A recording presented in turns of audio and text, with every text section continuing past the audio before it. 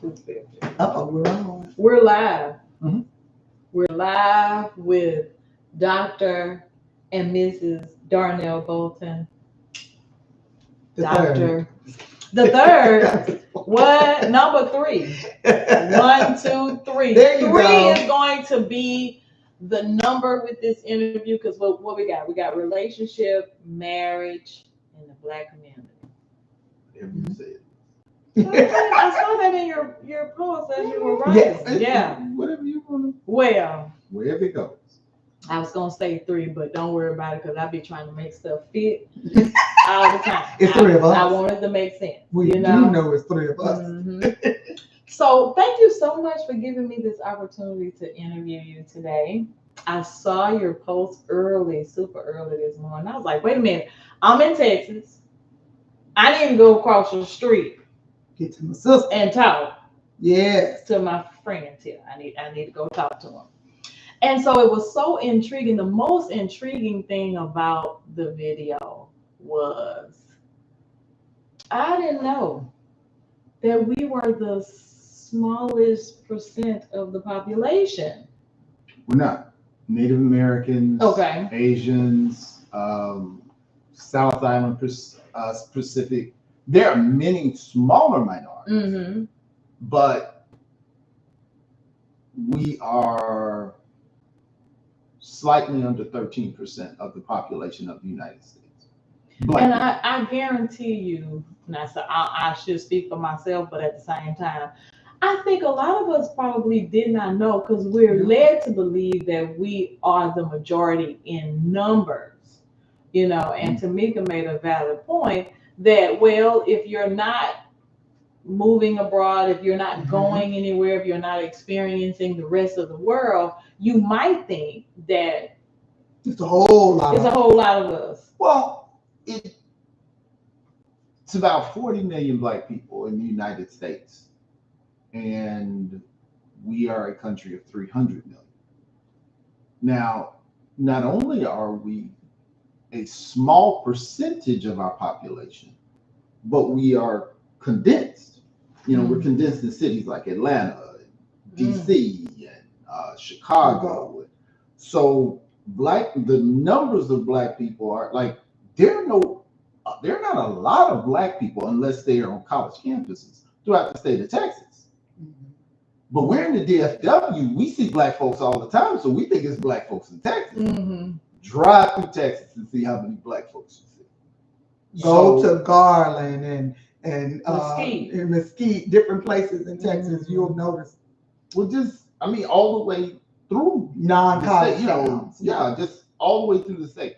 So what that transfers to when you hear political rhetoric about crime, where they say most Black people are locked up because Black people are doing the majority of violent crimes. Well, that's a numeric impossibility. Okay. So let's take 13. We'll be nice. We'll give them 14. That's not what the numbers say, but we'll give them 14. If we take out half of that we're going to take a third of that because most of them are already incarcerated. Okay. So we're going to knock that 14 down to 10. Just on the people incarcerated. We got really, really, really old people and really, really, really young people. 5-year-olds, 6-year-olds ain't out robbing banks and doing all this. So now, and 80 and 90-year-olds ain't. So now we got to knock this down to 7%. Now, in that 7%, women are much less likely to do crime than men. And they're incarcerated at a much lower rate than men. So now we're down to about 4%. Now you got to take out judges, police officers, all these employees that ain't locked up. Right. How does Black folks doing most of the crime? Ain't no Black folks in North and South Dakota, Montana, Wyoming, Washington, Alaska, Maine, a lot of places in Massachusetts, the whole New England area, it's not a lot of black folks there taking out New York. But this rhetoric has been given to us for us to believe that our numbers are plentiful enough to sway anything statistically in this country. Wow. You're not going to sway. I mean, you're not going to sway anything. They purposely focus in on those cities where we are: Chicago, Gary, South. They're going to put that. They're going to, I tell there's no way in this world that out of everywhere that we are, you notice if you start focusing in on where the crime is being done, it's going to be in heavily black populated areas. Right. That's what we focus on. In some dang on cities and towns that never get focused on the crime. That criminal activity is not replicated anywhere else in the world. Black people are. Not even in Africa. So think about it. We have the highest incarceration rate. Break that down. We have the highest incarceration rate by far than any other nation. So if it's genetically inherent for people of African descent to function this way, why isn't it that way in the Caribbean? Why isn't it that way in South America? Why isn't it that way in Brazil? Why isn't it that way in Australia? Why isn't it that way in Africa? Why isn't it that way in Europe? Why isn't it that way in Asia? Nowhere else is this genetic dysfunction prevalent. So if that is not so, perhaps it is the interaction of these groups, which means at the very least, the white American dynamic is at least 50% responsible for this outcome. If it's uniquely the people of African descent here. Not anywhere else in the African diaspora. So it would be safe to say then that it's a part of their narrative. Oh, it's definitely a political. Right. It's just basically a part of their narrative, and it's been believable because they've made it a part of their narrative. Well, if when I say they, I'm talking the United States government as a whole. Correct. And American culture as a whole. So I'm speaking conservative and liberal. I'm speaking Republican and Democrat. I'm speaking of the historic legal system of the United States. So what is legal and illegal has translated culturally to what's good and what's bad. But if I'm the one who makes the laws, I determine what's good and bad, and I determine where I police good and bad. So it may be drugs everywhere, but I'm going to come to your neighborhood and make the arrest. And when I make those arrests, I'm going to put you on TV. And we've seen that. And this is not an opinion. This is a fact. You have it's a very famous Playboy interview with Lee Atwater, where he actually explains how they use coded language in the Republican Party, where black people where they hide the language, but it's still black people are being coded for mistreatment or misrepresentation. You had the Willie Horton campaign during the Bush and Dukakis election, and then you had the welfare queen that they used during Ronald Reagan, and where they misrepresented black people in crime and black people in welfare, when numerically there's millions more white people on welfare and abusing welfare for so long. Black people, because the numbers don't matter. For so long, I didn't even know white people were on welfare because of the way they made it seem. And then when I realized that the more of them on welfare, I'm like, stop. I didn't even know, because that's the way it appears. It's not prudent for a democracy to make a program for the minority. A democracy is majority rule. Mm-hmm. So they didn't make this program for us. Right. So, but when they want to misrepresent the program, they misrepresent it using us, aligned with history for that hate, that misrepresentation to demoralize something they connected to us, which is why when people come here from other countries, they separate themselves from us because they are programmed. Yeah. I believe it was James Baldwin that said, "You can tell your place in America by your proximity to the Negro." And I've actually had that done to me. When I moved to Nevada, I was told to stay away from the reservation and stay away from the Native Americans because they got violence and drugs and I was like, that sounds like the hood. Wait a minute. That was the first place I went. And to this day, I got Native American family. Like we talk all the time and all that. And it was like, if they told me, because wasn't no natives around, that's what they're telling these other people. And then as I began to have continental African friends, they tell me that they're told that. When I had Indian friends from India, not Native American, they told me. But see, white America, I'm just going to call it what it is, they prey on keeping us separated. They prey on keeping the minorities separated because God forbid if we all start talking and we find out the truth. Like he said, you know, I'm talking before. to, that happened before. In 1676, it was a man named Nathaniel Bacon, white guy, wanted to do, they got levels within white culture. They're not just hateful to minorities. Even within their group, they create a class system and a ethnic system and all of that. Well, Nathaniel Bacon wanted to do a particular type of business with Native Americans, and the governors told him, no, you're not at that level, you stay down here. Well, Nathaniel Bacon gets upset, and at that point, the division of class, if you were poor, you was just poor. They hadn't come up with that.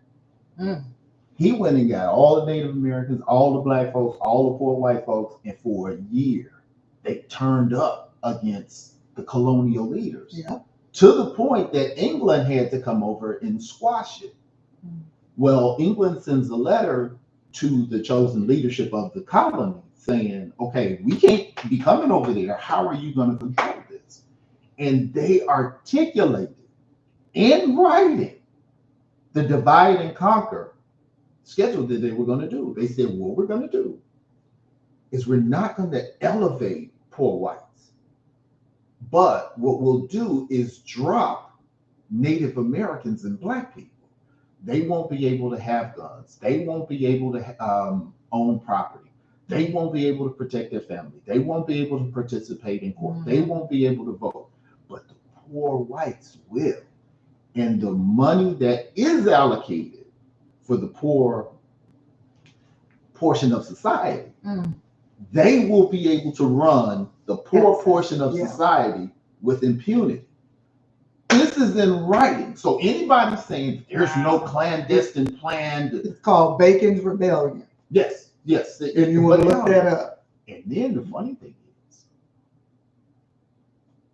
to put this in place, it's called the Anti-Miscegenation Laws of 1681. That was when white was created. When we say white people, before that, white was a description. It was a collective term. Generally, white people did not, they did not represent themselves as a collective. They did not represent themselves in any monolithic way. You were Italian, you were German, I was English, you were they identified themselves by their nation. But from 1681 forward, the Anti-Miscegenation Laws, white was for the first time ever put in writing with a social quality and identification. That is where white started. Did not always exist. So, and that was the differentiation as to where these people are here, these people are here, and that divide and conquer is what is running. Because what's more powerful than money? What's greater than money? A lot of times with people, power. Well, money, from what I understand, with people they got. Once you get so much, it's just a way of keeping score. Like we need money to, because we worried about comes in. Control and power and control comes in. So if you got that right here, then money automatically is going to. That's just people equated with money. Well, that's keeping score. That's how do I measure my power? Now, people of African descent measured power through their people, through their numbers. Europeans have historically measured power through things. So that would be a Western. Oh, 100%. Yeah, 100%. Yeah. That's how slavery got started. Yeah. Okay. Because Black people, the Africans, when they would go to war, they would take the other people's people because that's what's valuable. Native Americans do the same, though, right?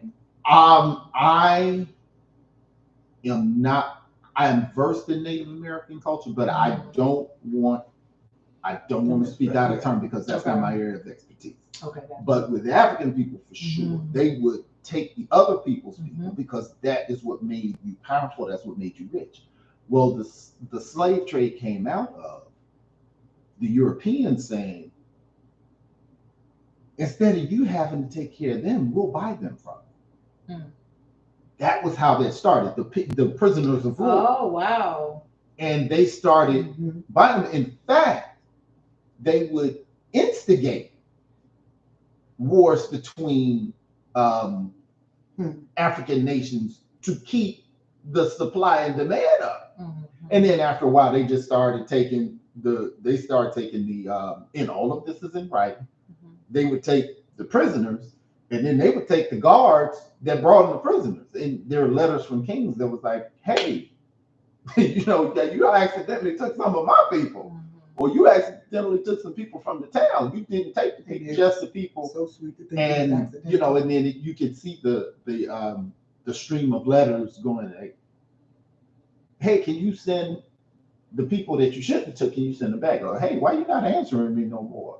Or so you see these communications as to how that system actually began.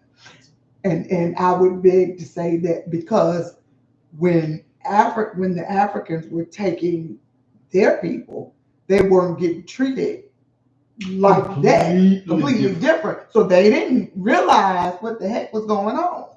And so we're using people, but we're not knowing that y'all getting them over there, starving them, using them, abusing the situation. Yeah, this is totally different. When people say slavery existed all over the world, everybody had slavery in it. Slavery never commodified a human being. It was always a recognition that this person was in some type of system of servitude. It was not perpetual, and it was not hereditary. And those were the elements. It's a great book by Stephanie.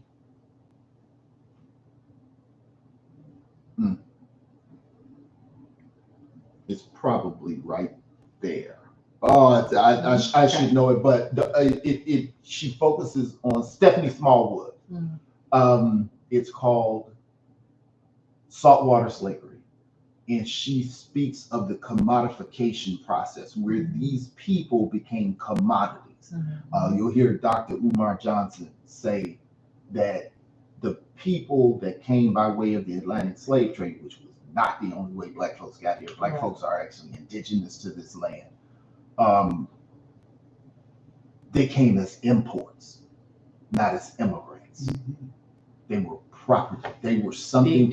The first thing that was traded on the New York Stock Exchange Because black people, Immigrant from versus imported. what I understand, there are still cages in the bottom of the New York Stock Exchange where black people were held.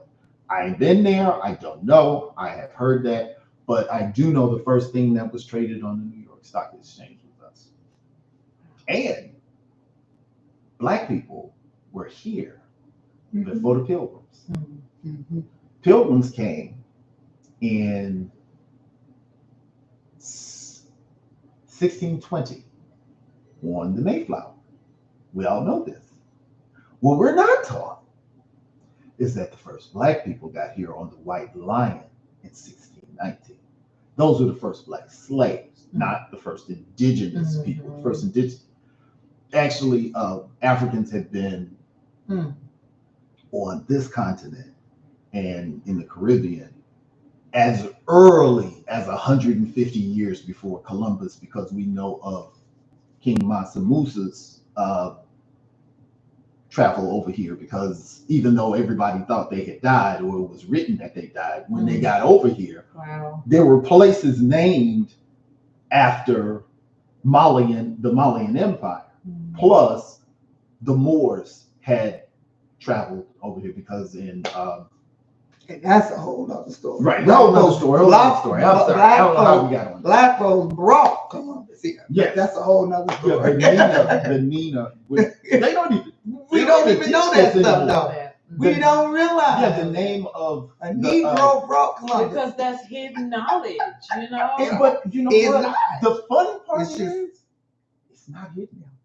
I thought it was hidden until I started teaching in the high schools and then in the universities.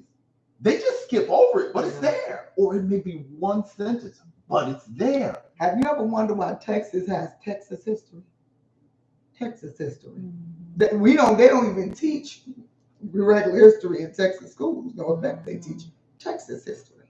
It's not even that it's hidden, it's just purposely kept away from you. That's why it's important for black folks to study it, learn who you are. And thankful for Dr. Darnell Bolton, because, you know, in addition to others who have studied history, you know, but to be so bold, you know, to bring it out and share this information and provide knowledge to our people, because you do, to me now, you do still seem to have a lot of people with education that are our culture that seem to feel like it's so valuable, you know, to them only. They keep it. They keep it. Well, you can't. It's hard to get a job. You can't speak.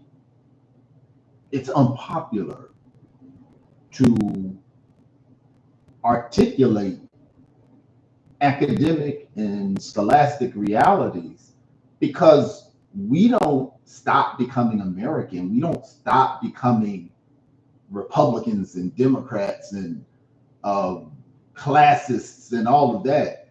So when I articulate these things, I have a lot of debate. Backlash, I have a lot of from your own culture. Well, yes, because yes. Now my culture is not truly in charge of a lot of the hiring at my level of employment, but even when we talk within black folks, and intellect is not valued now. We want to hear from Lil Wayne, and we want to hear from. Notice when we are talking about, when you look at YouTube or any of the social media, when there is a huge issue going on in the country and the world, we're not looking for the Cornel Wests and the Mark Lamont Hills and the Skip Gates and the Kimberly Crenshaws. No. What Cardi B got to say about this? What Rihanna got to say about this? You know, and we have. But going to this then, how do you feel And I know this might sound like, well, duh, but how do you feel, or why do you think it's vitally important for us to know our history? And will it even benefit us down the line? How has it benefited you with the education and the degree that comes with it? If it's, you know what I'm saying, it may just be beneficial to you because it's a degree, and you can talk and speak to different issues, you can raise awareness, but how can you make a difference with this education, and is it going to make a difference? Well, do you feel like it will? Well, I feel that Black people have only progressed in 3 ways in this country. That's why I don't vote. Voting is a waste of time. We've been able to vote for 160 years. Mm-hmm. We've never gotten anything strictly through voting. Right. We've never. We've gotten things through education, protests, and financial segregation. Mm-hmm. Those are the ways that we have made change in this country. Makes sense. So I have chosen education. Okay. And I get this information. I teach other people how to get this information. And I teach broadly, I teach everybody to make them understand the system that we're in. And then when you understand the system, you can function different with the choices that you make. It affected us personally, as when you understand racism is not personal. Now, it's in Dr. Martin Luther King Jr.'s last book, what's the name of that? Where Do We Go From Here? Chaos or Community, where he was saying the problem with the civil rights movement was this was not about civility. This was about money, which is why in 1966, 1967, 1968, he changed his focus to a war on poverty as opposed to civil rights. And when he began to attack the financial structure of the country, that was when he was killed. And power, money. Well, that's all racism is. It's really not personal. Race is the son of racism, not the father. A lot of people think race was there first and then racism came from that. No. When Christopher Columbus got here, he didn't have a problem with the people up there. They had what he wanted. So they came up with systems as to where they could get what they wanted. The subsequent systems were put in place to keep what we took. That's even what's going on today. Yeah. It's not personal. No. It's about staying in power, in control, and money. They don't care. Okay, but we want to be in control of this. Money is losing its value, wouldn't you think?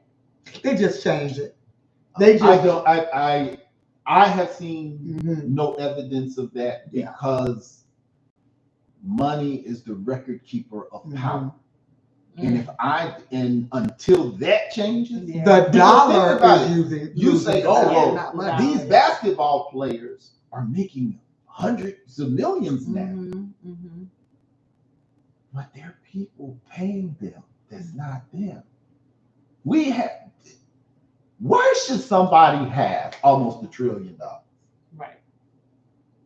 $1 trillion? Right. When some people have nothing. The best example I heard, he said, if you were doing a document on chimps, and it was one chimp that took all the bananas out of his tree and had them behind him, and he couldn't eat all of those bananas, you would actually try to figure out what's wrong with that chimp as to where he's not sharing the bananas with nobody. He can't even eat them. His kids can't eat them. His family can't eat them. Why is he doing that to the other chimps? Something's wrong with that chimp. But when we do it as people with money, we put them in boards. Wow. Or let's take that. Yep. Wow. Or let's take that same Oh my scenario. God. Let's take that same scenario and say that this chimp. Why would that be the chimp? No, I'm taking this same scenario. She gonna point to me and say, "Oh no, this chimp right here." No. And I'm saying, let's take that same scenario. And you got this chimp, and he got all these bananas behind him. You know he ain't gonna be able to eat it. So then we gonna take these other. In 3 days, these other chimps start to go hungry. So they go over and they might try to get them, and the chimp, no, you can't have them. Now what they're gonna start doing is trying to steal them, trying to beat the chimp up. And what we gonna do? What's wrong with them fighting and beating up one another? And No. With they're the hungry. Chimps, no, with the chimps, we're gonna use complete logic and say, yeah, we knew that was gonna happen. They should be able to eat. Yeah. But when it's us, we have no understanding. Can't figure out why folks starting to rob, steal, riot. Yeah, people are working like dogs. But you don't want to take responsibility for that. Yeah. You don't want to take responsibility People are for working that. like dogs every day and can't feed their families. You don't think they're gonna start stealing? And they know they are, and then that's what they focus on. Yeah. Here we go. We go look at them robbing and stealing. They can't feed their families, and they're working 3 jobs. Right. They got degrees so and still can't feed their back to my question, with that scenario, with your degree, how can we change the dynamic of that? Will education then become power? Most of us are functioning off of what somebody's telling us. Look, most of us are lazy. We are going to take what somebody tells us before we take the time to learn. But if we got a teacher. But no. Because it's easier to fool somebody than to convince someone they have been fooled. If I have grown up my entire life thinking this is my enemy and this is my benefactor, it's hard for me to reverse that out of culture, practice, because it's not because this teacher, is telling me this. My mother told me this is my benefactor. My grandmother told me this is my, you see that a lot with religion. When you get up in life and you begin to say, biblical history doesn't match. Not quite. It doesn't match natural history. And you will come up with a reason as to why the biblical history is still okay and that's still factual. And you just keep it going because we have already been conditioned by the people we trust most of what reality is. Me being one, because I love studying the Bible, right? And I also feel like meshing both, my study of the Bible and then, just paying attention to people like Umar, and like, oh my gosh, I just my own earring. Feeling like, and as an author, it's certain things that I just bring together. Like, I felt like the political system lured and deceived the church. I felt like the separation between church and state. When did that ever exist? I want to know. Can you tell me? Well, the church was the government. Right. Yeah, exactly. So I feel like and then the church got taken. It got overtaken by a more powerful force, just like Great Britain was this super powerful force and got overtaken by its subordinates, what became the United States. Every institution run by man is imperfect. Absolutely. Okay. And religion the only thing religion is somebody said, God said. Conceptual. That's if you really take the time to think about it. Any religion. I'm not talking about Christianity alone. Right. It is saying it is somebody said, God said. Yeah. That being the case, it is going to be an imperfect system. It is a system run no different, a government, an organization, a business, an institution, and we're not to erase what everybody's told us up until the point that I meet this teacher. That is a hard conversion to inspire in people. So most people, it's a young lady at the university I work with, where she was telling me she believes that the Black woman's social dynamics,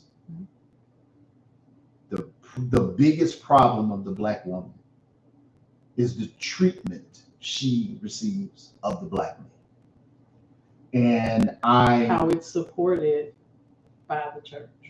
Well, just in and of itself, that's what she said. The Black woman's biggest problem is the Black man. That's how she feels. And I have offered her historical framework, statistics, events, and she told me, it doesn't matter what you show me, which is what nothing is going to change what I believe. And Mike Tyson said something that I thought was awesome.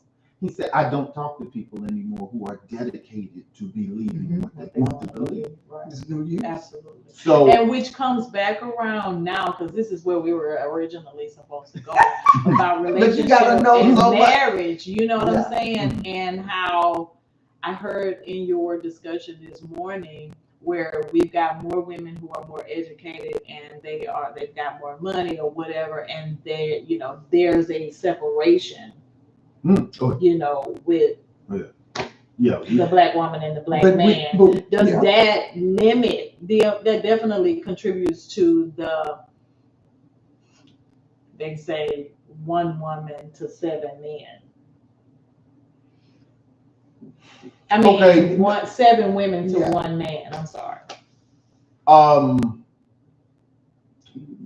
biggest problem is not numeric.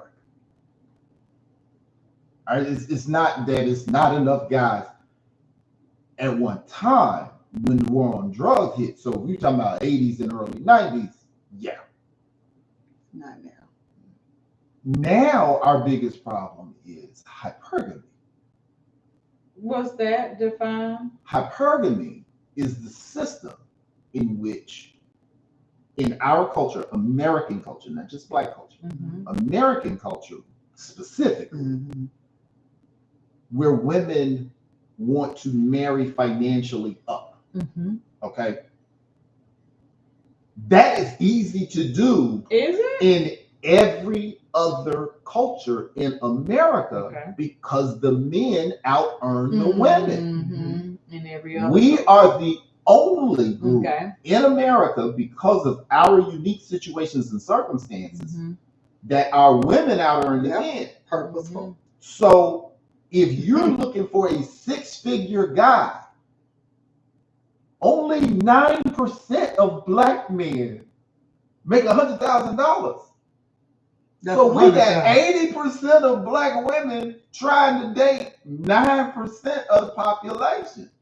So that's where they come up with, ain't no men out there. No, you're hunting in a very shallow pool.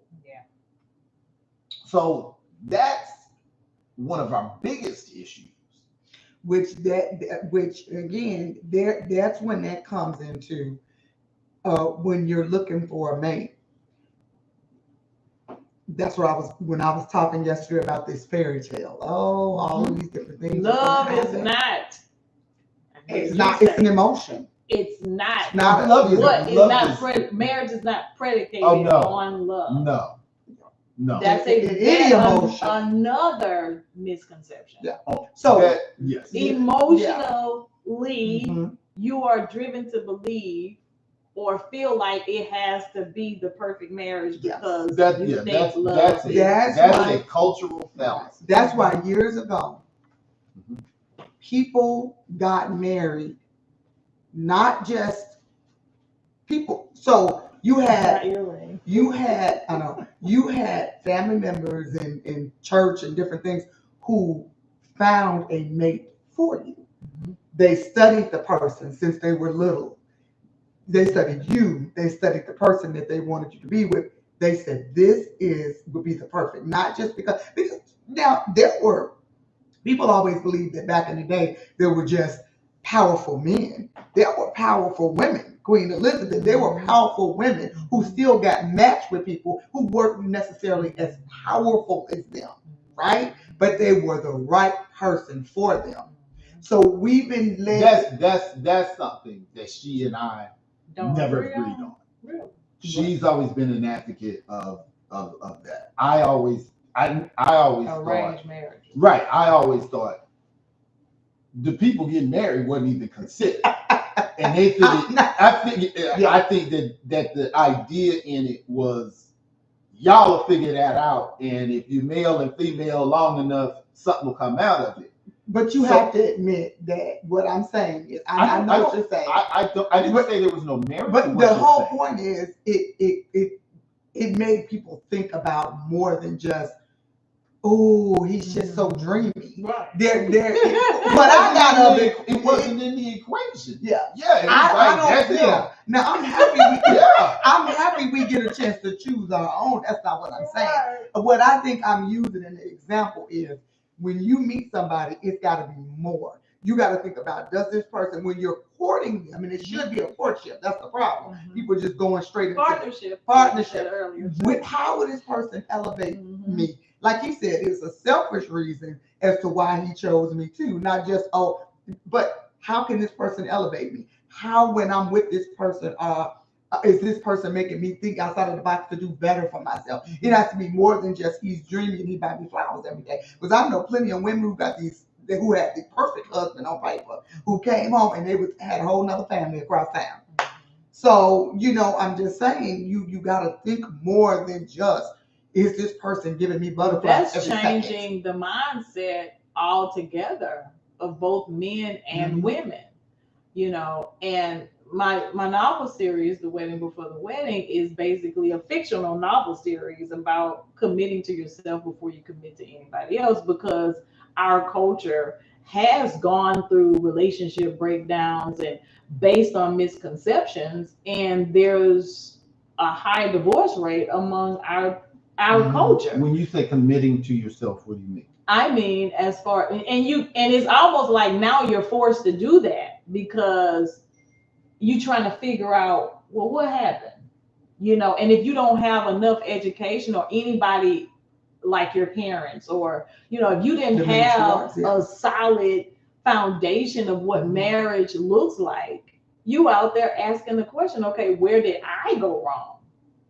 Why did this person abuse me? Why did this person hurt me? Because whatever is in his or her mind, that's the way they thought that they were supposed to treat you. So now going back to the concept of loving yourself, finding out who you are. Therefore, now you can have a conversation about what it is that you want in a mate. And I saw your comment this morning when I was saying, loving yourself, you kind of said, okay, that's individualism. But I think individualism is just a part of the process of getting to the team initiative. No. Okay. That's like saying if I go left, I'll eventually end up on the right. You know what I'm saying? If I go far enough this way, I'm going to end up coming this way. No. There's a difference in developing myself as an individual and preparing myself for her. Mm-hmm. That's two completely different mindsets. That's two completely different mindsets? Oh, God. Really? Yes, because I'm still making space for her. I had a friend. But this is prior to her or while you're married? And then I'll go back into that too. No, this is you are preparing for this person to come. Mm-hmm. I knew a young lady when I lived in New England. When I came in her house, she was always telling me she wanted to get married, she wanted a husband, she wanted this and this and that. And I went to her house, and the house was beautiful. And every closet was full of clothes, and she had this one made up, this one made up. She had the plants, and her kitchen was was laid.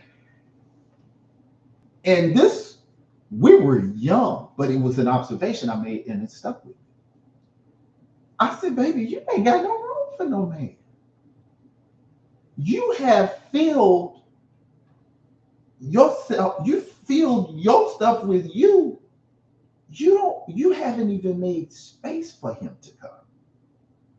And it was physically representative, but you could see it even in her personality. But see, and that's what I was saying too. Now, am I saying there shouldn't be a time that you should enjoy yourself?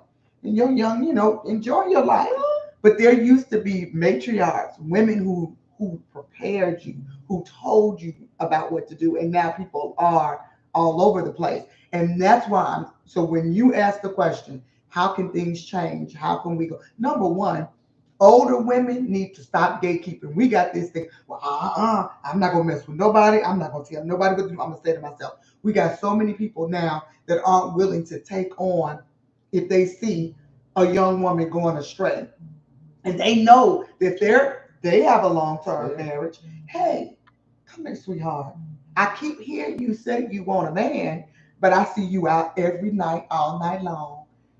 I see 15 different. They gotta be wanting to listen to you, though. Yeah, they gotta be wanting to listen. So that's why. So they having they don't. So having your they don't. But if more of us do it, so how going to the question and getting all back to this, how do we change this? Well, older women gotta stop gatekeeping. Older men gotta stop gatekeeping. We gotta start going back. All men.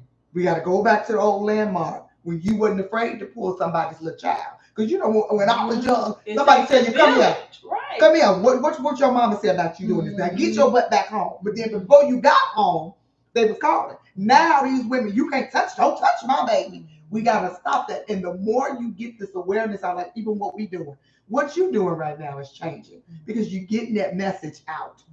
People need to hear this. You get on the TikTok or the YouTube, we talking about Jamie Foxx, Jada Pinkett, and Will. I don't care about these people. These people are not in our community. You in our community. You in our community. I'm in our community. We need to keep hearing it. Yeah, what are we talking about? What are we preparing ourselves for? Okay. Should we be preparing marriage in the Black community? Should we be preparing our young people for Black marriage in our Black community? Yes, ma'am. Because, oh my God, I'm just being transparent. As a woman who was not educated or didn't have the example of marriage, I didn't have no example, zero. So then the attraction of the him that had no example of marriage. We had 5 children, and it was just constant abuse and toxicity and all of that.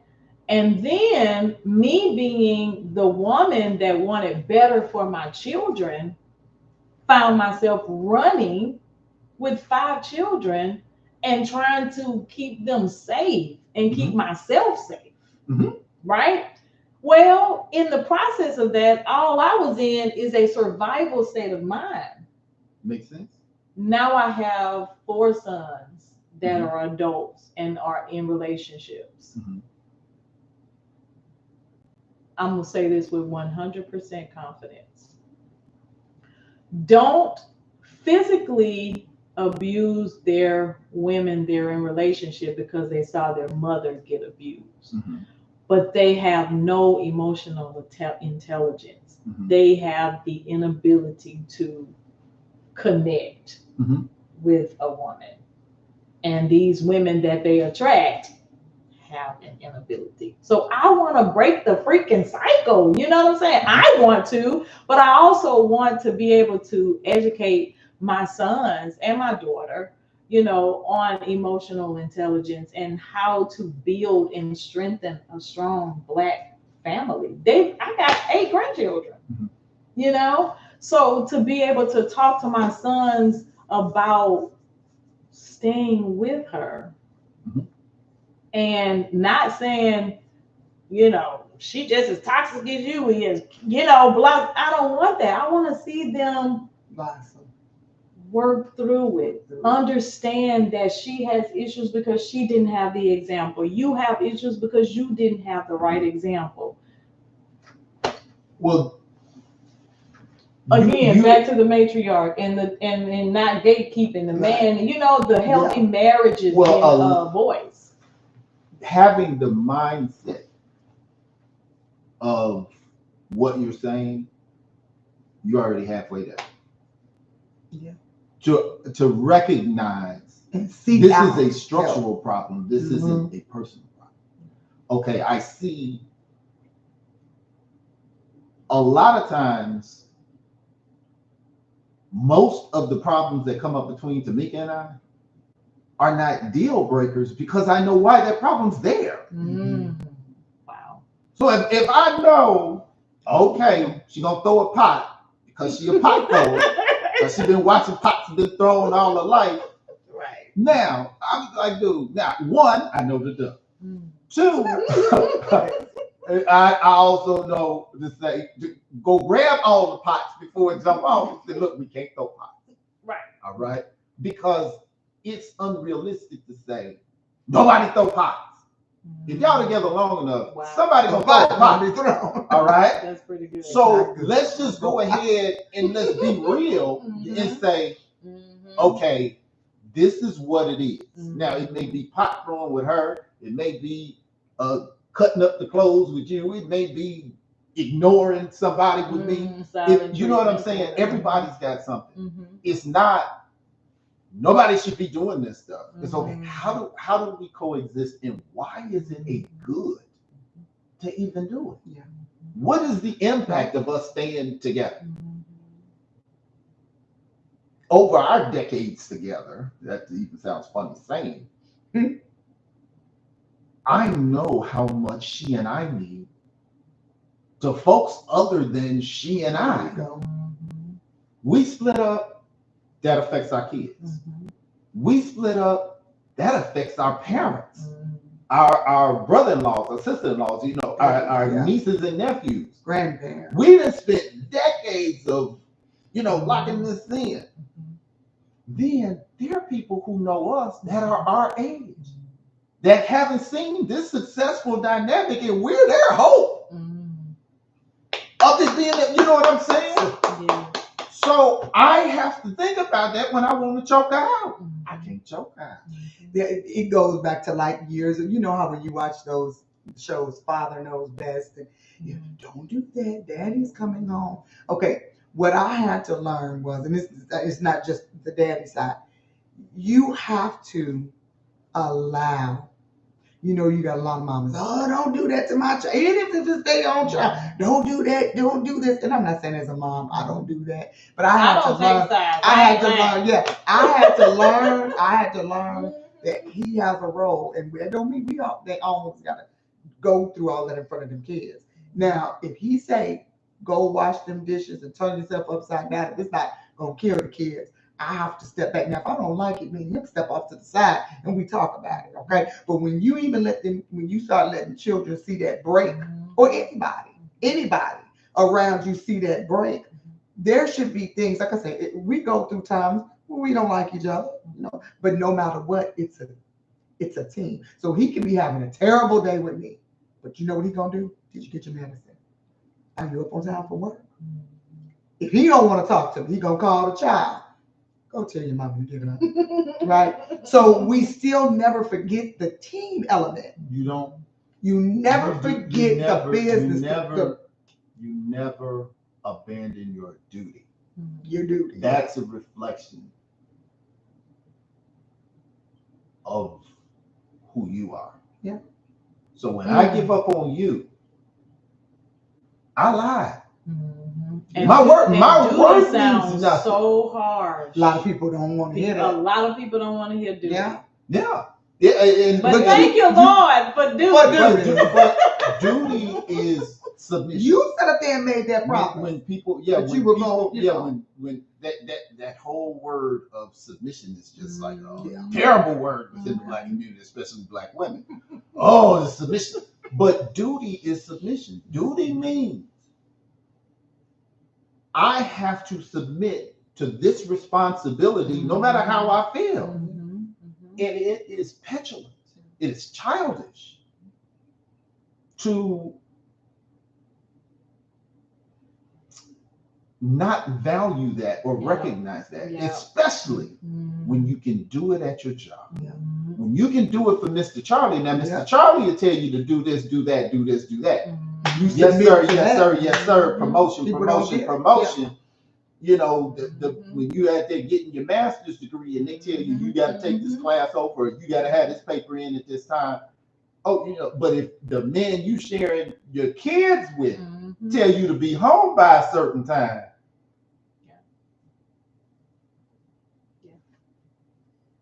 Yeah. We put more in planning our wedding. Than planning our marriage. Because people will sit up there and the words are in the, do you submit to this person, forsaking all of them? They be up there smiling, talking about, I do. I sure do. But then when your husband asks you to do this or that, you like, why are you talking to me like that? You sat in front of that judge, in front of all the people, and said you were going to submit to it. I don't know. And the people should not matter. I said it. Yeah. No, I'm just. I said it. Yeah. And many times I've had to tell myself, "Oh, this is the worst." This part right here, when they said for better or for worse, this was they was talking about. That's why they said that. And you know, because half of the marriages that this is outside the Black community, half of the marriages in our country end in divorce. Over half. I think it's like 56%. When they get to worse, I'm out. And say, oh, well, they didn't say that. No, he didn't say anything. When I remember on April 8th, when they asked, they didn't get into any specifics, which meant better or worse. And I have learned over the years the best articulation of what a marriage is show me your worst, and I won't go into it. And he reminded me, and so he the one who taught me this because he reminds me every day. You get it if I say something. Oh, you get on my nerves. You chose me. You said I do. No. You know you say. I wouldn't even give her an opportunity to say that. No, I wouldn't leave nothing that open. Wait a minute. I think to myself, I chose her. So I just try. I wouldn't even give you nothing to pick up like that. No. But you don't. I don't leave no dangling chance you like don't that. say. You gonna tell me you don't say. You pick me. Oh, I you would tell you that. Oh, I would tell you that. Saying. Oh, I thought you said I. No, Oh, you no. You got Oh, the she would tell you 100%. Oh, you did. Hey, hold me. That was your choice. Okay, and you know what I say? Yeah. It is. What's it? 3 billion people on Earth. You had 3 billion people to choose from. Don't walk past them and chose. You chose me. Ooh, don't complain in years 25 or 30. You chose me. And I said, I'll be right. Let me go over here and eat a Klondike bar. However you want to look at it, it is what it is. And that's something that I tell people. I will complain fervently about what she does. Mm-hmm. I never complain about who she is. Mhm. I attracted me. Mm-hmm. So, I got but for better or for worse, Mm-hmm. I have to You understand have to understand that. my value attracted this. Mm-hmm. Now, either way, it was something in me that errored. If I If it was feel an error, yeah. there's an error in her. Mm-hmm. Yeah. So every problem that we have Mm-hmm. is predicated Mm-hmm. on my choice. Mm-hmm. We don't do that.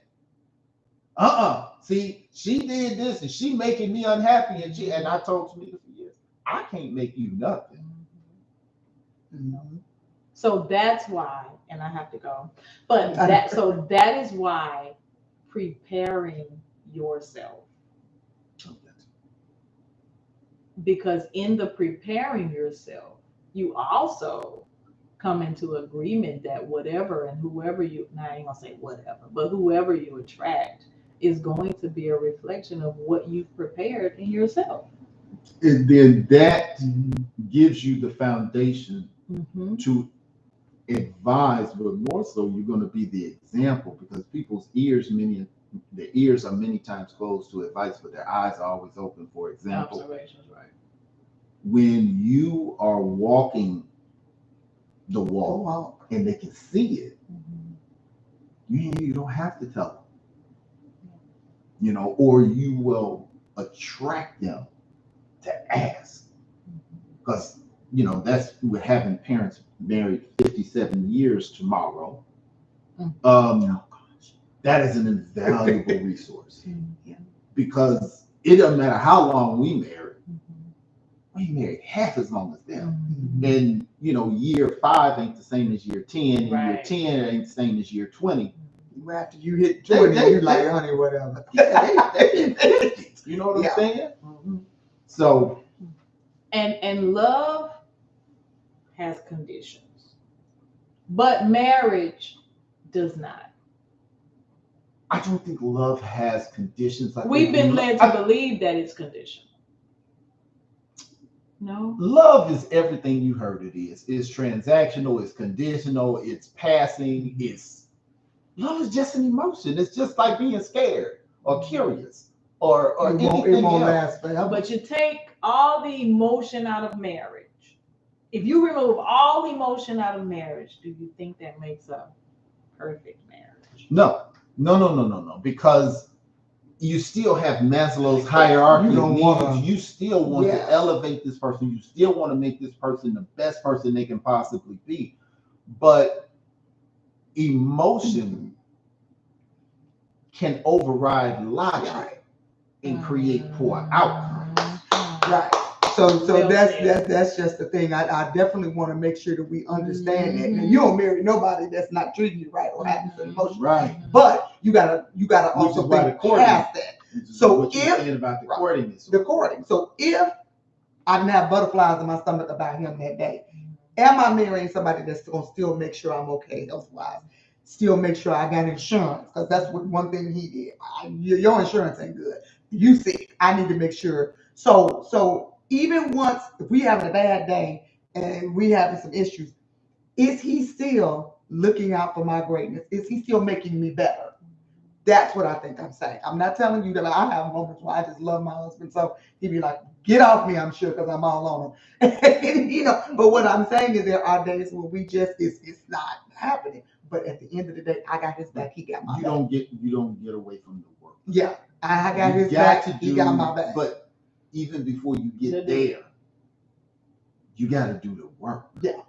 You have to say, okay, does this person have kids they don't care? They don't take care of.